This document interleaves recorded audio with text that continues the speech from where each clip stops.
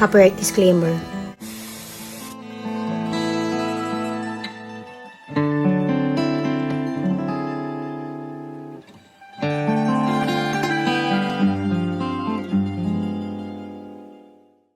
While contemplating on the upcoming wedding of my cousin, I have wondered why there's a certain dress code or color motif that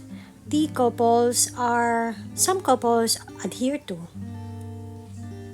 My twin always tell me that it's the bride who usually gets or decides the theme, things like that regarding the wedding, especially or i.e.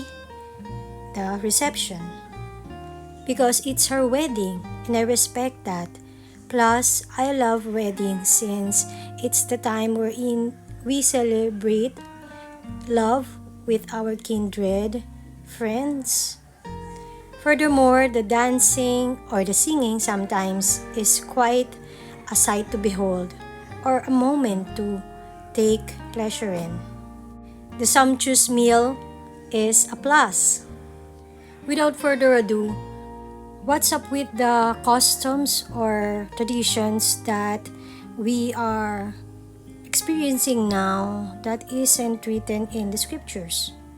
What's up with the bridesmaids and their similarly colored dresses? Ancient brides would have to be particularly careful about being kidnapped. Brides at the time would often be required to travel long distances to her groom's town. This made her an easy target for robbery, assault, or even rival suitors attempting to sway the bride-to-be. Hence the need to add bridesmaids that are wearing the same color at least that will confuse the kidnapper. This practice became law. A Roman wedding was required to have 10 witnesses attend the ceremony, all dressed in matching colors. Otherwise, the wedding would be considered invalid. Sounds like a BS. Beyond the legal requirements, the similarly dressed witnesses were believed to ward off and confuse evil spirits, who may wish harm upon the new couple. Now we're hearing the hidden meaning behind it, or what do you call it, the true reason? Superstition. What is superstition? Doing or avoiding certain things. It sounds more like rituals, expecting results. That is sorcery. But we should only put our trust in the Almighty Yahuwah. Through the Shem of Yahushua, those evil spirits will be warded off.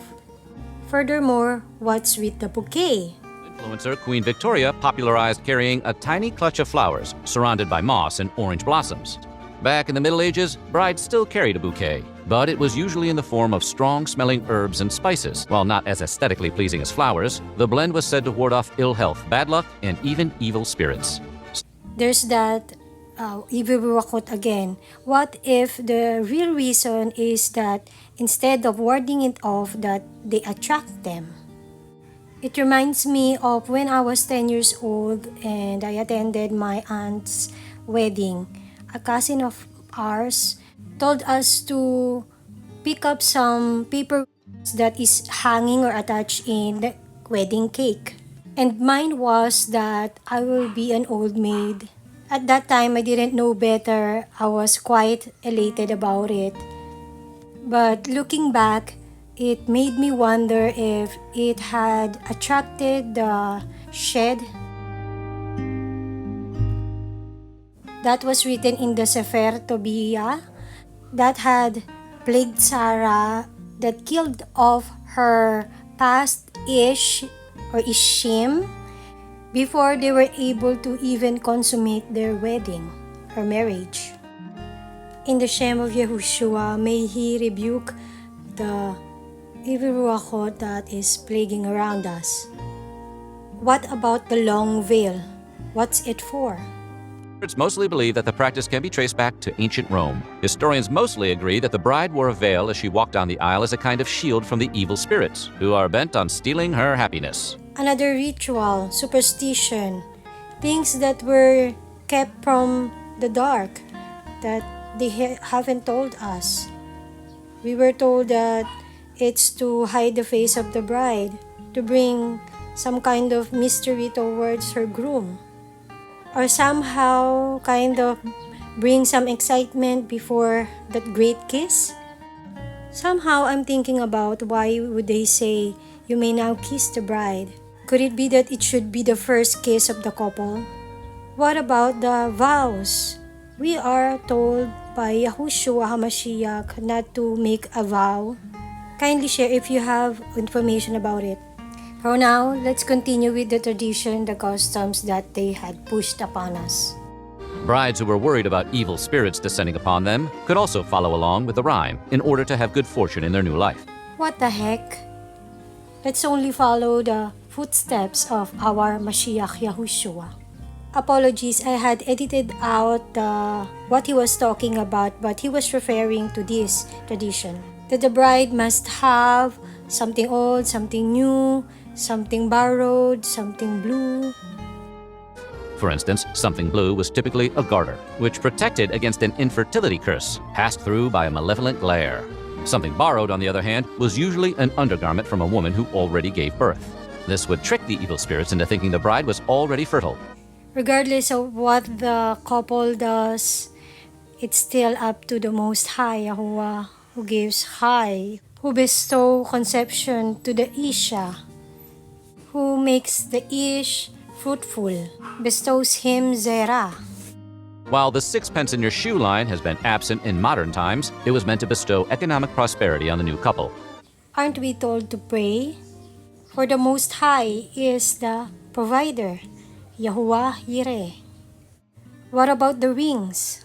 According to the wool company.co.uk, according to Egyptian history, marriage was expected to continue into the afterlife. Reminds me of those dream of couples of having their marriage last forever. Hence of wearing a ring that was said to be stemming from the serpent God that is eating its tail, signifying infinity forever. That was required by the Romans. All roads lead to Rome. Even the vows was from them, from Catholic medieval rites. It was only in the 18th century that the state had entered the picture. The Clandestine Marriage Act requires an officiator. What about the bride's white dress? It used to be something bright. It was said to be orange, red, dark blue. But with ancient Egypt and Rome, it was white linen, then white tunic respectively. A knot of hark, and then it represents purity and fertility. That Babylonian tradition. Then I heard another voice from Hashamayim saying, "Come out of her, Ami, lest you share in her kataim, lest you receive of her plagues." Please don't get me wrong, I love weddings. I'm only sharing this to inform, and it's the covenant that we want. Being with somebody that Yahuwah have given us, bestowed upon us. Let everything for His esteem through His Ben Yahushua, our Mashiach. Lecha le Shalom.